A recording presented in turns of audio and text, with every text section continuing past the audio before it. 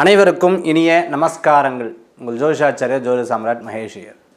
பொதுவாகவே ஒவ்வொரு மாதத்துக்கும் ஒரு சிறப்புகள் உண்டு. மாசி மாதம், இந்த மாசி மாதத்துக்கு இருக்கக்கூடிய சிறப்புகள் நீங்கள் கவனிச்சல்னா, சிவராத்திரி,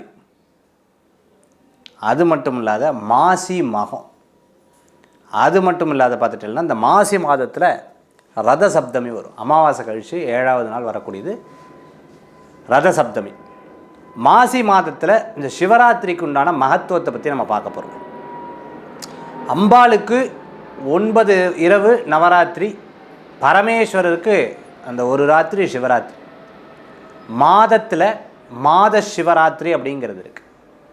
இந்த மாத சிவராத்திரி 14 நாட்களுக்கு ஒருக்கா வரக்கூடிய சிவராத்திரி.